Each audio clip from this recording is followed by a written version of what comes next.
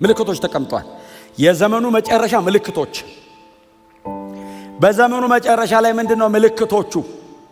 ምልክቶቹን ኢየሱስም እንደዚህ አላቸው፣ ማንም እንዳያስታችሁ ተጠንቀቁ።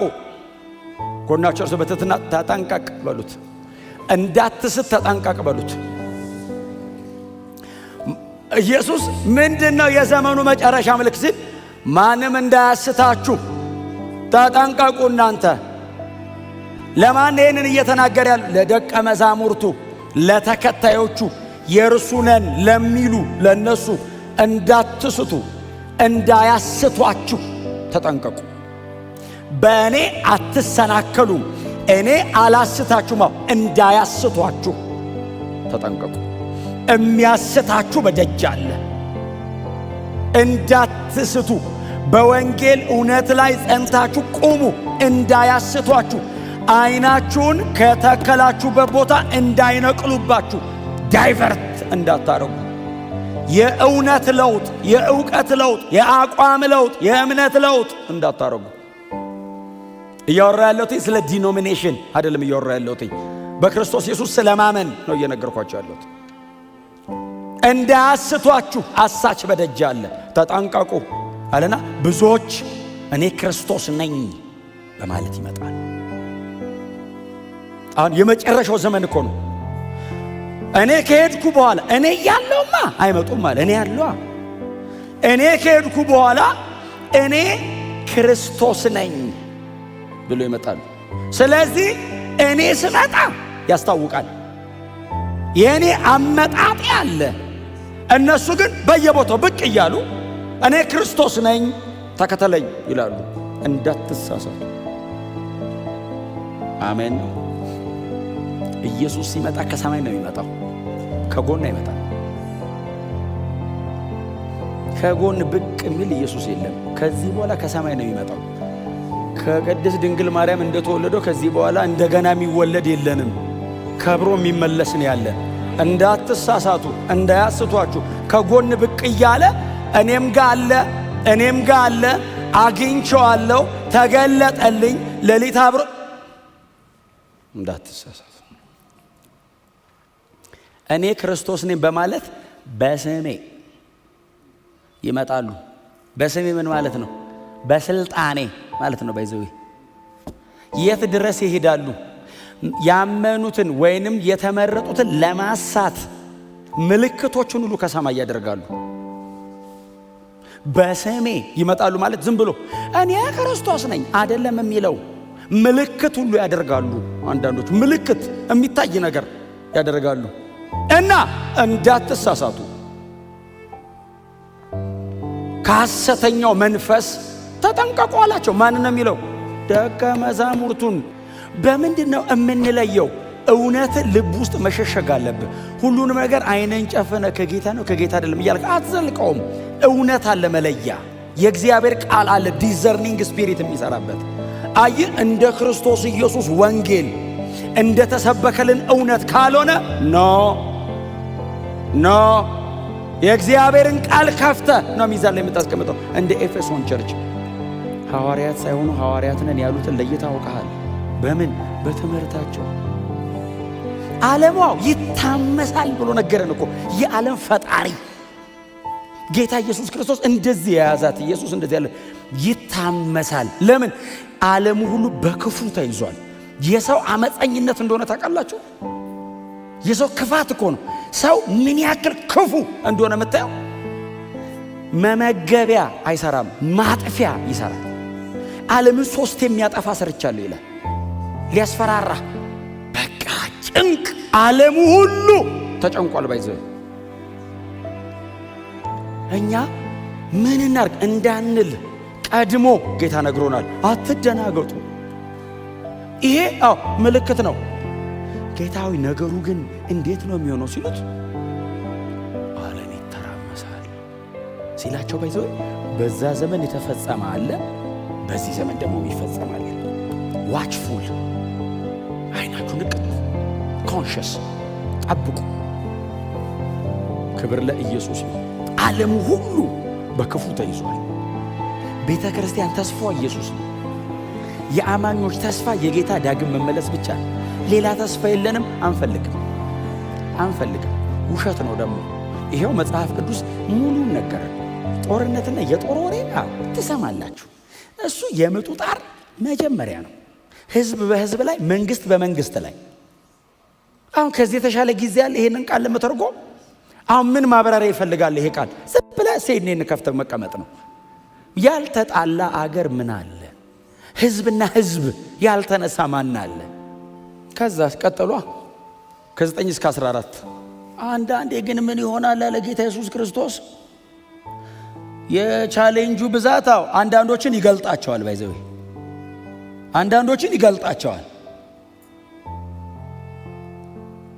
ሞቅታው ተመችቶት የተቀመጠ እንትን እሳቱ ሲጨምርባት ይወጣል። ለብ ብሎት ደስ ያለው እሳቱ ወገግ ሲል ልክ እንደ ፉኝቷ መንጨቅ ብሎታ እንደነደፈች ጌታ ኢየሱስ ክርስቶስ ምንድን ነው ያለው? በዚያን ጊዜ ብዙዎች ይሰናከላሉ አለና እርስ በርሳቸው አሳልፈው ይሰጣጣሉ፣ ይጠላላሉም። አንዱ አንዱን አሳልፎ ይሰጣል። ቻሌንጁ ሲመጣ በጣም ፊልተር ያደርገዋል። አንዱ ወንድሙን አሳልፎ ይሰጣል፣ ይማግደዋል፣ ዓለም ላይ ማርኬት ላይ ያወጣዋል፣ አሳልፎ ይሰጠዋል፣ ይጠላላሉ። አይ ቲንክ ይሄም አፕሊኬሽኑ እናንተ ጋር አለ። ምንም ምን ያው እንደዚህ ማለት አይጠበቅብኝም። ኦሬዲ አሳልፎ ሰው መስጠት፣ አጠገባችን ስላለው ሰው የማይሆን ነገር መናገር፣ ማርኬት ላይ ነገሮችን ማውጣት። የነገስታት ክብር ነገርን መግለጥ ነው፣ የእግዚአብሔር ክብር ነገርን መሰወር ነው ይላል መጽሐፍ ቅዱስ። አጠገብ ያለው ወንድም ቢደክም ትጸልይለታለህ፣ ትመክረዋለህ እንጂ አሳልፈህ አትሰጠውም። የክርስቶስ መንፈስ ውስጥ ካለ ማርኬት ኦሪየንትድ አይደለንም እኛ። ሰው ማዳን ነው ስራችን። ግን በቃ አንዱ ምልክቱ ይሄ ነው አለ ጌታ ኢየሱስ ክርስቶስ። በቃ አሳልፎ ይሰጣጣሉ ሰዎች፣ ከዛስ ይጠላላሉ። እንደውም አለ ይጠላላሉ። በጌታ የሆነ ጎን ለጎን ሆኖ ይጠላላል፣ አሳልፎ ይሰጣል።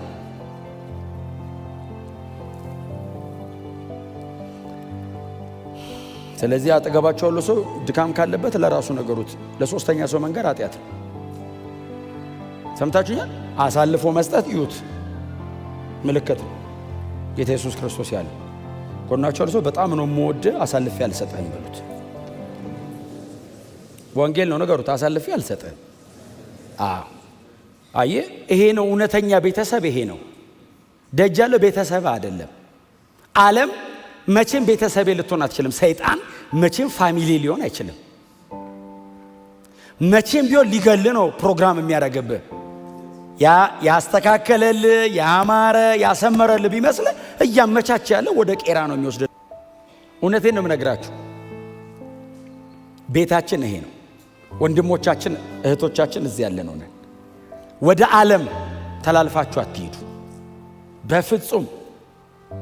አንድ አባት አለን፣ አብ። ይሄ ሁሉ ፋሚሊ ከሱ ስር። ኢትስ ኤ ማተር ኦፍ ማቹሪቲ፣ የብስለት ጉዳይ። ክብር ለእግዚአብሔር ለአምላካችን ይሁን። 13 እና 14 እንደዚህ ይላል፣ እስከ መጨረሻ የሚጸና ግን እርሱ ይድናል። ይሄ ፍቅር ይቀዘቅዛል ምናምን ካለ በኋላ እስከ መጨረሻ የሚጸና እርሱ ይድናል። እስከ መጨረሻ የሚጸና እርሱ ይድናል ምን ማለት ነው? አሁን በ70 ዓመተ ምህረት አሁን መከራው ሲመጣ አሁን ሽሽታችሁ አሁን ይሄ እንትኑ ቀን የዛ የጥፋቱ ቀን ስትሸሹ በሰንበት ቀን እንዳይሆንባችሁ ጸልዩ። ለምን መሰላችሁ? በሰንበት እንዳይሆን ጸልዩ ማለት አይሁዳዊ በሕጉ በሰንበት ቀን ከ80 ኪሎ ሜትር በላይ መሄድ አይፈቀድለትም። እና በሰንበት ከሆነ ታውቃለህ፣ ደብረ ዘይት ሄደህ ትቆማል፣ ይደርሱባል። በጣም ከሮጥ ከሞጆ ድረስ ነው የምትሄደው። ከዛ ሕጉ አይፈቅድም ብለህ ስትቆም እና በሰንበት እንዳይሆን ጸልዩ ሽሽታችሁ። ከዛ ወደ ተራራ የወጣ ደግሞ እንዳይመለስ ይጸልይ። አሁን ባይዘው ለነሱ ይገባቸዋል። ጌታ ኢየሱስ ክርስቶስ ደብረ ዘይት ተራራ ላይ ልቆ እንደዚህ ብሎ የሚናገረው ፊት ለፊቱ ፔላ ነው የሚባል ከተማ አለ። በጣም ተራራማ ከተማ ነው። በ70 ዓመተ ምህረት ሮማውያን ኢየሩሳሌምን ሊያጠፉ ሲመጡ ቅዱሳን ወደዛ ከተማ ሸሽተው ባይዘው አምልጠዋል። ከተማው ስትቀጠል አምልጠዋል። እነሱ ብዙ ሲሞት ባይዘው ብዙ ክርስቲያን አምልጠዋል። ያመለጠው በተራራ ላይ ያለ እንዳይመለስ፣ ቤቱ ሰገነት ላይ ያለ ደግሞ እንዳይወርድ ይጸልይ። በዛን ቀን ሴቶች ነፍሰ ጡር እንዳይሆኑ ይጸልዩ። እነዚህ ነገሮች በሙሉ ከሕጋቸው ከሥርዓታቸው ቀድሞ በሙሴ በኩል ከተሰጠው ሕግ አንጻር የተነገሩ ትምህርቶች ናቸው። ምን ማለት ነው? ሬዲ ሁኑ ነው። በቃ ጌታ ኢየሱስ እየተናገረ ያለው ሬዲ ሁኑ፣ የተዘጋጀ እኔ የምመጣ ቀናው በጣም ብዙ ነገር ውስጥ ካለ አትሄድም፣ አንቆ ያስቆመሃል ነው። እና ለመሄድ ለመነጠቅ የተዘጋጀ ሁን። በክርስቶስ ኢየሱስ አምነሃል። በወንጌል እውነት ብርሃን ውስጥ ነው ያለው። እንግዲያው ጽና፣ በሱ ያዘው፣ እንዳትለቅ። እስከ መጨረሻ የሚጸና ነው የሚድነው። ምናልባት ደግሞ አንድ ቀን ወስናለሁ ምትል፣ ድንገት ነው ጌታ የሚመጣው እንደ ሌባ። ቀጠሮ አይሰጥም። ዛሬ ሊመጣ ይችላል፣ ነገ ሊመጣ ይችላል። የሚመጣበትን ቀን ቢናገር በዚህ ዓመተ ምህረት በዚህ ቀን እመጣለሁ ቢል ባይሰው ወይ ሰው እስከ ዋዜማው ድረስ እንደፈለገ ኑሮ አለ ምህረቱ ብሎ የዋዜማው ቀን ጌታ ሆይ ብሎ ሱባኤ አውጆ ሳምንቷ ሙሉ ጾሞ ይሄዳል። ጌታስ እንደ ሌባ ነው የምመጣው አለ ድንገት። እና ሁሌ የተዘጋጀ እስቲ አሜን በሏ። መብራት የበራ ንቅት ያልክ ነገሩ ድንገት እንደሚሆን ጌታ ኢየሱስ ሲያስተምር እዚሁ ማቴዎስ ወንጌል እንደዚህ ያለ 2 ሴቶች እየፈጩዋል። አሁን ወፍጮ ነው የምታስፈጩት እናንተ። በድንጋይ ሲፈጩ ማለት ነው። ቁጭ ብለው እንደዚህ እየፈጩ ያለ አንዷ ትነጠቃለች አለ፣ አንዷስ ትቀራለች። እንደዚህ እየፈጩ እህል አምጥታ ልትሰጣ ስትል የለች፣ ልብሷን ያለው 2 ሰዎች እያረሱ እርሻ መሃል አብረው እያረሱ እያወሩ አያ ከላይ ምናምን የተባባሉ በሬዎቹ ነው ምንድነው እርሻውን የምታበላሸው ሲል ሰውየው የማይመለስበት ሀገር ድንገት ራፕቸር ድንገት ነው፣ ንጥቀት ድንገት ነው። እና የነቃችሁ ተዘጋጁ። ጌታ ይመለሳል። ኢየሱስ ይመጣል። በቅርብ ነው የሚመጣው። ይሄው የነገረን ምልክቶች በሙሉ ሆነዋል፣ በሙሉ እና የቀረን ትንሽ ነው። በጣም ረጅሙን 2000 ዓመት መተናል። በጣም ትንሽ ናት የቀረችን። በመጣንበት ትንፋሽ ጨርሰናት እንውጣ። የመጨረሻ ምልክት ያላት ለሕዝብ ሁሉ ምስክር እንዲሆን ይህ የመንግሥት ወንጌል በዓለም ሁሉ ይሰበካል፣ በዚያን ጊዜ መጨረሻው ይሆናል። አሁን ወንጌል እየተሰበከ ነው። በዚያን ጊዜ መጨረሻው ይሆናል እና በቃ ቢሬዲ